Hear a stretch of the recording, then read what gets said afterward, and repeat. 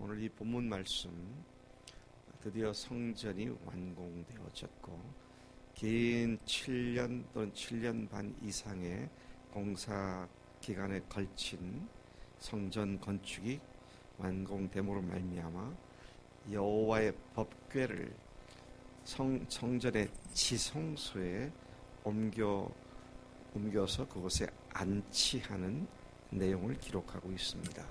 사실 5장부터 7장까지는 이 3장에 걸쳐서 그 모든 지성소와 성소에 옮겨진 그것들이 어떻게 활용되고 어떻게 사용되어지는지를 기록해주고 있습니다. 5장부터 7장까지가 성전의 모든 기구들이나 또 제사하는 것들, 이런 것들을 소상히 기록해주고 있죠. 1절을 보면 성전 건축을 마치고 아버지 다윗이 준비해 둔 은과 금과 모든 기구들을 성전 곳간에 드렸다, 그렇게 기록하고 있습니다. 2절부터 5절까지는 백성들을 소집해서, 솔로몬 왕이 백성들을 소집하여 법궤와 모든 거룩한 기구들을 장막에서 성전으로 옮깁니다. 여태까지는 성막에 법궤가 모셔져 있었고, 그런데 이제는 성전으로 옮기게 되죠. 이것이 이스라엘 역사의 한 획을 긋는 사건입니다.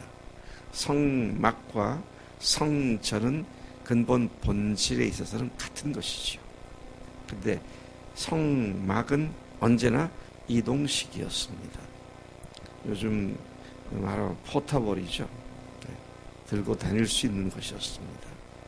그런데 이제는 하나님께서 한 장소인 예루살렘이라는 장소에 딱 지정하시고 거기에 하나님의 영광을 두시고 거기서 하나님께서 제사를 받으시는 그런 모습을 보여주고 있습니다. 또 6절에는 그런 일이 이루어졌을 때 셀 수 없는 무수한 재물을 바로 그 궤 앞에서 드리게 됩니다. 법궤 앞에서 드리게 되죠. 7절부터 10절까지는 조금 전에 말씀드린 대로 법궤를 지성소에 안치하는 구체적인 장면과 내용들이 기록되어 있습니다. 그리고 마지막 14절까지 말씀은 일종의 오케스트라를 동반한 성가대죠. 노래 부르는 사람들이 120명인가요? 그리고 각종 악기들을 연주하면서 찬송을 부르고 찬양하고 할 때 하나님의 영광이 그 성전에 가득히 임했다라는 사실들이 오늘 우리가 보고 있는 5장에서 기록하고 있는 내용들입니다. 솔로몬이 1절에 보니까 여호와의 전을 위하여 만드는 모든 일을 마친지라, 드디어 준비했던 일이 완성이 되어졌습니다. 드디어 그토록 선왕 다윗 때로부터 오랜 수건삽이었던 성전 건축이 끝났습니다. 자, 얼마나 감격스러울까요? 이것은 하나님을 위한 전이다라고 생각할 때 출애굽 때부터 시작해서 약속했던 그곳에서 하나님께서 드디어 하나님의 성전을 완공시켰다. 이 일을 행한 솔로몬과 그 백성들이 얼마나 큰 기쁨 가운데 있었을까, 그런 생각을 하게 됩니다. 하나님께서 명령하신 커다란 위협을 성공적으로 완성한 솔로몬이 그 아버지가 하나님께 드렸던 준비했던 은, 금, 모든 기구를 가져다가 하나님의 성전 곳간에 두었다, 그렇게 성경 말씀 1절이 말하고 있습니다. 우리도 주님께서 세우라고, 거룩한 건강한 교회를 세우라고 그 일을 주셨는데 언젠가는 그러한 교회가 드디어 이루어졌습니다. 우리 그날 위해서 지금 여기 있는 거 아니에요?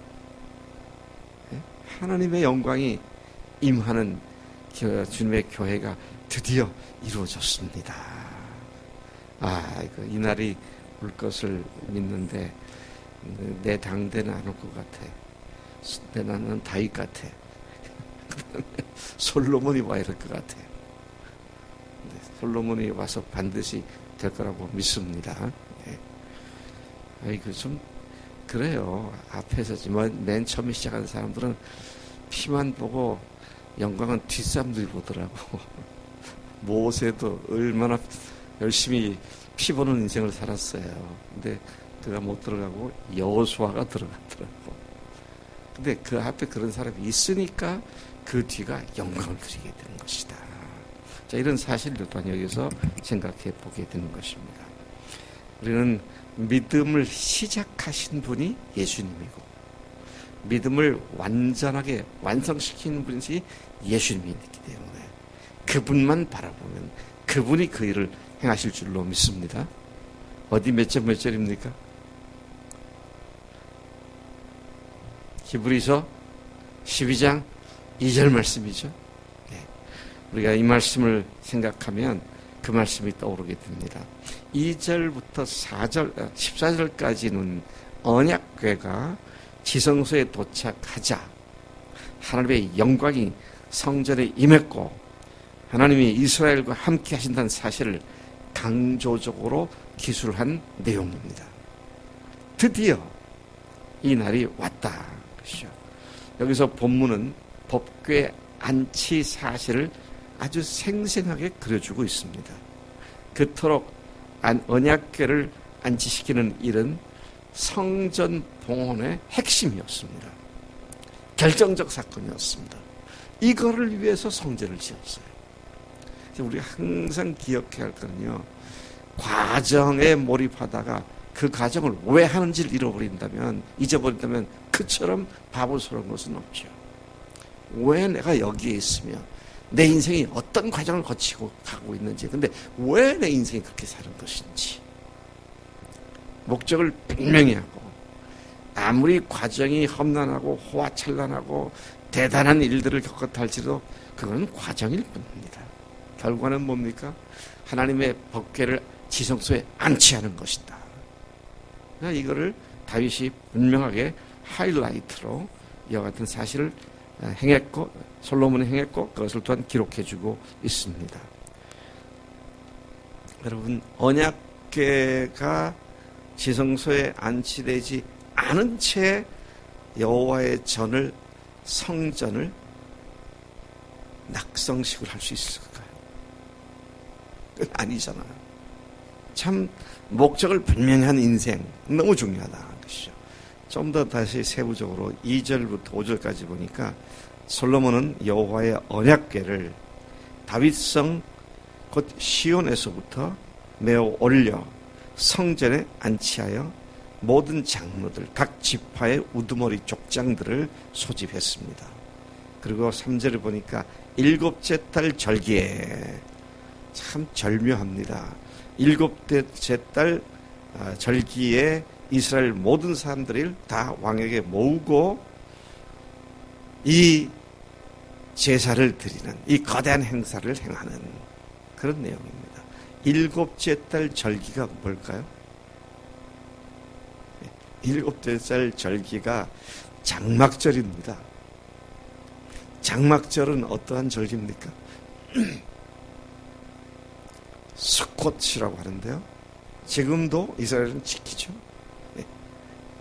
이스라엘이 광야 떠돌이 생활할 때 텐트 치고 살았던 것을 기억하면서 일부러 자기 집 마당에다가 텐트를 치거나 벽에다가 나무가지로 얽히설키해서 움막을 만들어서, 그때 우리 조상들이 이렇게 떠돌이 생활을 하면서 하나님께로 예배하고 하나님을 찾았던 우리 조상들이다. 우리도 그렇게 살아야 한다. 그렇게 기념하며 일주일 동안 그 텐트 속에서 생활하는 장막절입니다. 야, 이 장막절 바로 앞주간에 그들이 한 일주일 동안 이렇게 성전 낙성식을 하는 겁니다. 참 절묘한 타이밍에 했구나, 그런 생각을 할 수 있게 하는 것이죠. 출애굽 40년 이동 생활을 종식하고 하나님께서 약속하신 땅에서의 안식이 하나님의 인도하심으로 드디어 이루어졌습니다. 그런 감사하는 마음으로 이런 절기 바로 앞에 행했다, 그 사실을 보게 되죠. 레위 사람들이 궤를 메고 궤와 회막과 장막 안에 모든 거룩한 기구를 레위인 제사장들이 메고 올라갔다. 6절부터 10절까지에 보면 솔로몬 왕과 이스라엘 회중이 궤 앞에서 무수히 많은 짐승의 제물로 제사를 드립니다. 여기서는 뭐 몇 마리라는 말을 쓰지 않았어요. 무수히 많은 제물, 그렇게 말하죠. 어제 보았더니 그 제단이, 제사 드린 제단의 크기가 우리 이 예배당 거의 만볼 정도의 제단이었던 것. 단의 높이가 한 5m 정도 되고 그런 모습을 봤는데 여기에 수없이 많은 제물이 드려졌다, 그렇게 기록을 하죠. 그들의 하나님께 대한 감사와 하나님께 드린 영광에 대한 마음이 얼마나 컸는지를 볼 수 있는 대목이라고 생각됩니다. 그리고 제사장들이 여호와의 언약궤를 그 처소, 지성소죠. 언약궤의 처소, 지성소에 천사 날개 아래 안치를 했습니다. 그 그룹들, 즉 천사들이 궤 초소 위에서 날개를 펴서 궤와 그 채를 덮었다. 채는 언약궤를 메고 올라갔던 들것과 같은 것을 얘기하는 것이죠. 그리고 그 궤 안에는 모세가 호렙산에서 넣은 2 돌판만 남아 있었다. 10절이 그렇게 말합니다. 저도 이걸 처음 알았어요. 성막에서는 3개가 있었는데 성전에서는 2 돌판만 남았구나. 왜 그랬을까? 가만 생각하니까 지팡이는 뭐 수백 년, 이게 한 500년 뒤 얘기거든요. 그러니까 500년 지난 도로가 썩고 상했을 것이고, 또 만나를 넣은 그릇도 만나도 벌써 없었을 것인데, 그래서 그런가 보다. 어쨌든 돌판만 남았다. 돌판은 항구적인 거잖아요. 여러분, 우리에게 영원히 없어지지 않고 남을 건 하나님의 말씀입니다. 이 말씀이 우리로 영원한 확증을 갖게 하는 귀한 말씀이 아닐 수가 없다는 것이죠. 자, 11절부터 14절까지 보면 성전에 하나님의 영광이 가득히 임한 사실이 기록되어 있습니다. 참으로 놀랍습니다. 사람들이 헌신하고 드렸던 그 성전에 하나님의 영광이 가득히 임했다. 조금 조심해서 말을 할 필요 있겠더라고요. 하나님이 임재하셨다. 그건 좀 조심해야 돼. 하나님이 임재하신 게 아니라 하나님의 영광이 임재했다. 앞서 솔로몬이 그랬잖아요. 하늘의 하늘들의 하늘이라 할지라도 어찌 하나님을 다 담을 수가 있겠는가. 하나님의 어마어마하신 광대하심을 이야기하고 있는데, 성전 지성소라고 해봐야 요거 조금 더 긴 길인데, 성소와 지성소 합쳐봐야 우리 예배당에 1.5배 정도 될까? 그 정도밖에 되지 않는데, 자, 그런데 하나님께서 하나님의 영광이 거기에 임했다, 그렇게 말씀하시죠. 그 언약궤를 안치하고 나올 때 거대한 오케스트라를 동반한 성가대가 찬양을 합니다. 레위 사람 아삽, 헤만과 여두둔 그 아들들과 형제들, 이들이 세마포를 입고 제단 동편에 서서 여호와 하나님께 감사 찬송을 드리는 장면이죠. 이전에 다윗 왕이 준비한 성가대였습니다. 그들이 성전 봉헌식에 귀한 찬양을 드리고 계신 것이죠. 찬양 소리가 울려 퍼질 때에 놀라운 사실을 거기에 있던 모든 사람들이 목격을 하게 됩니다. 어떤 놀라운 일입니까? 하나님의 성전은 구름으로 가득히 채워졌다. 나팔 불고 재금 치고 모든 악기를 울리며 소리를 높여 여호와를 찬송하며 이르되 선하시도다. 그의 자비하심이 영원히 있도다. 그렇게 찬양을 하니까 그때에 여호와의 전에 구름이 가득한지라. 그리고 14절 계속해서 제사장들이 그 구름으로 말미암아 능히 서서 섬기지 못하였으니 이는 여호와의 영광이 하나님의 전에 가득함이었더라. 하나님의 영광이, 물론 영광이나 임재나 큰 차이가 없다 할지라도 자칫 우리가 하나님의 임재를 얘기한다면 마치 성전 안에 채워진 임재처럼 생각이 쉬운데 그분의 영광인데 영광과 임재는 같은 말이죠. 근데 우리가 하여튼 정확하게 잘 말하는 것이 필요할 것 같습니다. 오랜 세월 동안 준비하고, 오랜 세월이 언제입니까? 7년 아니죠. 7년은 공사기간이고 그 앞에 선왕이었던 다윗 왕 때로부터 준비했던. 그래서 제가 우리 교회가 지금 오랫동안 준비하고 있습니다. 세 가지 소명을 온전히 이루게 되는 그날을 위해서 열심히 준비하고 있죠. 우리 청년들 지금 열심히 준비되고 있는 것 같아요. 우리 교회 장년들도 다 이제 준비시키는 것 같습니다. 그리고 그 일을 이루시기 위해서 지금 우리 안집사님의 병환도 하나님께서 일시적으로 허용하신 것 같고, 우리로 하여금 정신 차리고 우리 신앙의 각개인의 신앙에 하나님의 뜻을 거슬러 날뛰는 악한 세포가 번지지 못하도록 우리를 정결케 하시는 그런 일을 하시는 줄로 믿습니다. 우리가 언젠가 주님 앞에 큰 기쁨과 즐거움으로 하나님 우리에게 이 세 가지 소명을 완수하게 하셨으니 감사합니다. 부활하신 예수님이 주님이시라고 고백만 하는 것이 아니라 실제로 삶에 완전히 주님을 왕으로 모신 삶이 되고, 또 실제로 사명자의 삶을 사는 교회가 되고, 하늘 가족으로 목숨 걸고 사랑하는 그런 가족이 되게 하셨습니다. 그런 찬양과 감사가 드려지는 날이 오게 하실 줄로 믿습니다. 다시 말씀드립니다. 성전과 거기서 했던 많은 기구들이 뭘로 만들어졌고 뭘로 입혀졌다고요? 순금으로, 금으로.